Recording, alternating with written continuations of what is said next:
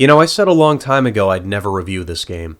But I changed my mind when I found it for $3 on the 360 at GameStop, and I was like, hey, why not? Anyways, in 2014, Bungie made a new game, and everyone shit their pants because everybody but me thinks Bungie is the greatest thing to happen to the human race since sliced bread, to which I say, guys, lay off the fucking Kool-Aid. They're mediocre at best, just like this game. And why is that? For starters, thank the hype train. I myself only passively followed the ad campaign, passively in this case meaning I read something in a magazine while I was on the toilet, and from what I read, I saw Bungie was promising us a game with the always promised but never delivered epic storytelling of Halo, the social expansiveness of World of Warcraft, and the cooperative fun of Borderlands. Yes, I took that from Honest Trailers. Sue me later. But what we got instead was a multiplayer shooter with no matchmaking, an MMO with hardly any social features, and one of the most boring campaigns I have ever played. Halo was more interesting than this. And I'll get to that later, but first, the story. It goes that some astronauts find this giant space orb on Mars and it throws humanity into a new golden age, but then something called the darkness comes along and throws humanity into a new dark age, blah blah fucking blah. Which, by the way, we never see any of this. And you know what? I'm going to show you everything the game tells you about this supposed epic war right now. We stared out at the galaxy and knew that it was our destiny to walk in the light of other stars. But the traveler had an enemy, a darkness which had hunted it for eons across the black gulfs of space. Centuries after our golden age began, this darkness found us. And that was the end of everything. But it was also a beginning. And that's all the game will ever tell you concerning the most important event in this universe. Then this robot's looking for you and he brings you back to life because he can do that. And we have to get out of wherever we are, so we do that, and we go to this tower and talk to this speaker guy. And from there on, there is a story. I knew what was going on from start to finish. You have to stop the darkness, somehow. But the problem is, the game fails to establish itself. You never learn anything about anything. The Traveler, the Darkness, the Light, the Guardians, the Speaker, your character, any of the bad guys you fight, the current state of affairs in the universe, nothing. You're thrown right into the thick of it and treated as though you already know everything that's going on. And making matters worse is that the game makes it seem like an explanation is just around the corner. Twice. The first time is when the robot brings you back to life, but I can forgive that one because you're in the middle of enemy territory, and there's bad guys all over the place, so it's not a good time to chat. But when you go to the tower, the safest place on Earth, and you meet with the guy who looks like he can tell you everything, he doesn't. You're just sent out to go on missions, just like that. I guess your character, if you even want to call it that, had been walking around as a ghost after he died and saw everything that happened, but no one ever confirms this. He's more than happy to follow this strange robot he just met after he was brought back to life after hundreds of years. And then he's more than happy to follow a bunch of other strangers and do whatever they tell him to do. Any normal person would have a million questions, but he's just like, oh geez, I don't know how this little robot just brought me back to life. Didn't know that was possible, but hey, no worries. I'll just follow him and do whatever he says, and whatever anyone else says too. He talks like 10 times in the whole game. He feels like a casting director, where everyone else is acting at him, not with him.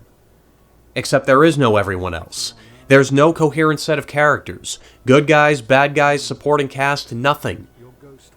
I don't really know who's good or bad. Who am I supposed to be rooting for here? Myself, the robot, this speaker guy? The giant orb?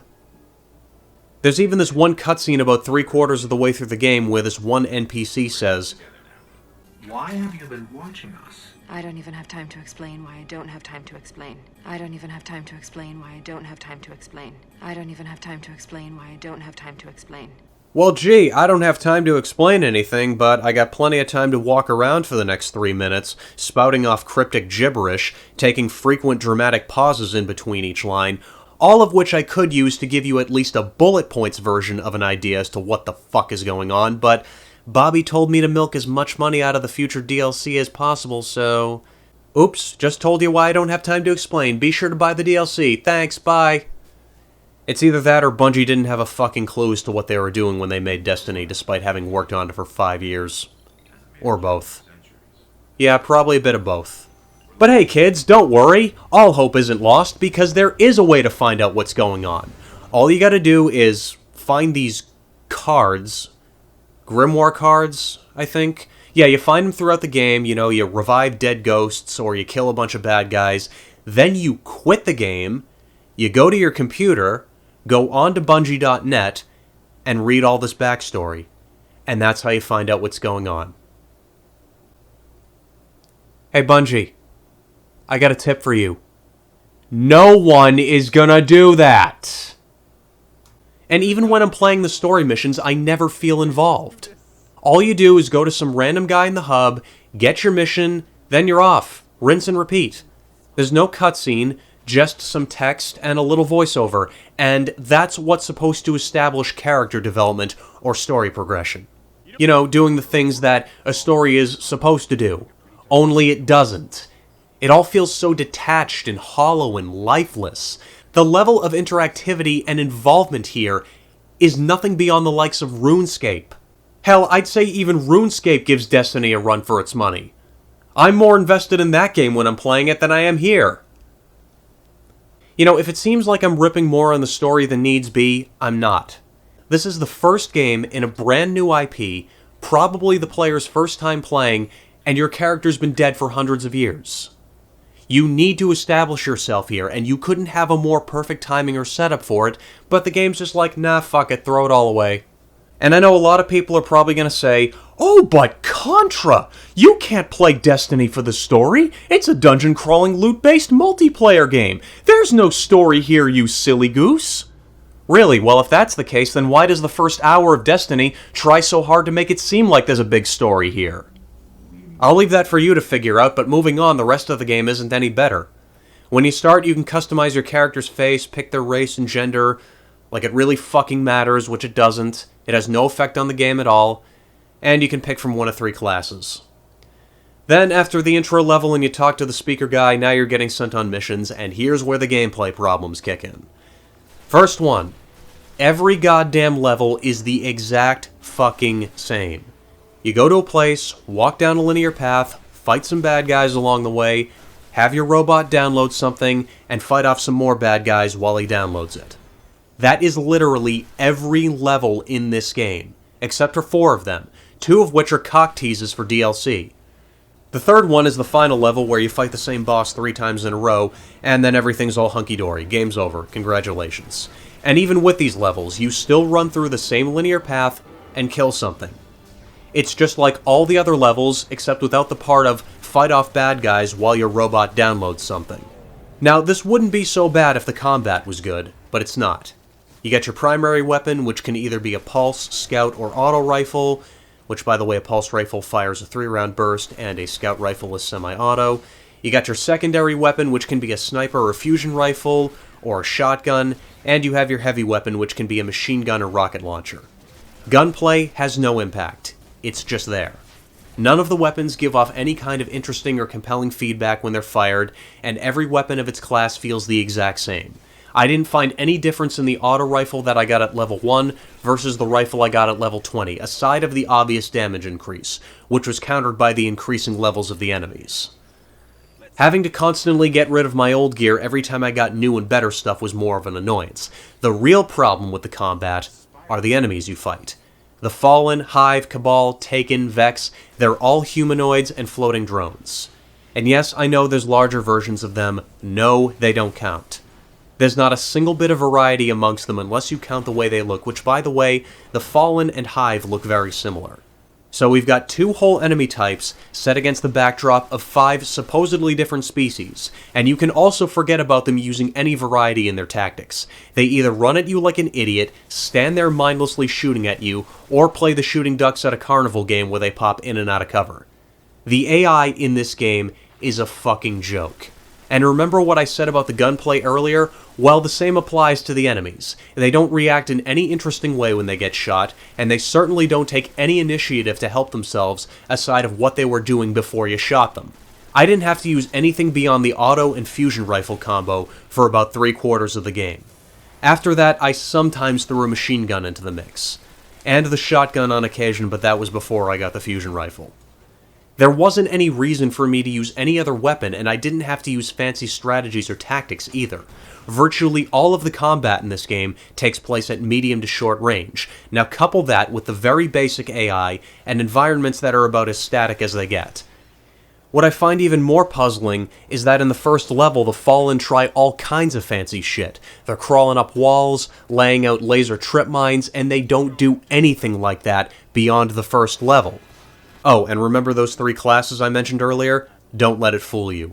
At best, they make a very slight difference once every few minutes during a gunfight, provided the fights even last that long. But hey, what the fuck do I know, right? This isn't your average, everyday, ordinary shooter. No, this is a multiplayer shared world shooter, which, thanks for reminding me, kids, it's always online. If something goes wrong with your internet or the servers, you're getting thrown right back to the main menu with no warning at all. Just, boom, done. Doesn't matter if you're casually walking around the hub or about to deliver the final shot to the last boss, you, my fine feathered friend, are getting booted. Hope you got good internet and a bunch of 4-leaf clovers lying around. My advice to you, Ethernet cable. Make friends with it. Anyways, half the online functions, such as wasting your money on silver so you can buy useless emotes, no longer work on the old consoles because they're not supported anymore. Not that I care, but thought I'd point that out because I'm a nice guy like that. Oh, and one other thing that really struck me. This is an online-only game, yet I strangely don't need Xbox Live to play. What's even stranger is that I can see so many other people walking around, and not just in the hub, but everywhere. They can even help me during a fight. When I was going to the Black Gate on the last level, I didn't have to fight the Gate Guardians because there were 3 other players there who were fighting them when I entered the mission area, and by the time I actually got to the gate, the other 3 players had killed all the Guardians for me. So I can't add them to my fire team, go on strike missions or anything like that, but I can still randomly help them out on the battlefield. Besides that, you really can't interact with other players, even if you do have live. You can't talk with them unless you invite them into a private chat. You can't even trade items with them. Really? You know, for a game that's claiming to be all these different genres perfectly rolled into one package, you're missing just about every fucking feature of every genre you're claiming to be. Or is this a case of where it's only a little bit of everything? Either way, it's still a flop. Most of you are probably wondering by now if there's anything I like about Destiny. Well, yeah, there's 2 things I like. Remember that 4th level I didn't talk about earlier? Well, in this level you go down to the moon to find something called the Sword of Crota, and when you find it you're in for one hell of a treat because it can one-shot anything except the bosses you have to fight. It reminded me of that sword or spell in Ultima 7 that could be used to kill everyone in the game all at once, and I felt like such a fucking badass using it. The bosses were still pretty tough though. I still had to carefully plan and time my attacks, which made the level even better, because whoever designed this level managed to strike a balance between mindless fun and still giving you a good challenge. It's such a stark contrast in comparison to every other fucking level in this game. The other thing I like was the final part of the music when you fought the final boss.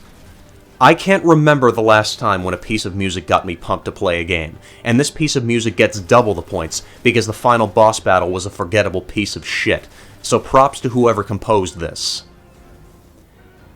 And that's it. That's all I like. Destiny just sucks. It's a boring, rushed, half-assed hack job of a game, and yes, I'm fully aware of what happened during development. For those that don't know, about 14 months before the game's release, Bungie decided they didn't like the way the game was turning out, so they cut the game into pieces and tried building something new with those pieces. And the lead writer didn't like this, so he left and they couldn't use his story anymore. So they had only a little over a year to cobble together a game and come up with a brand new story. Okay, I'll give them points for effort, because what they managed to do in that short amount of time is nothing short of superhuman, especially with the amount of resources it takes to make a game in this day and age. But it still doesn't change the fact that the end result was this. And don't even try telling me Activision is innocent here. Anyone with a brainstem knows full well they made Bungie cut out a huge amount of stuff to be resold as DLC, which we're not going to talk about in this video because it's already run on a bit too much, so stay tuned for part 2.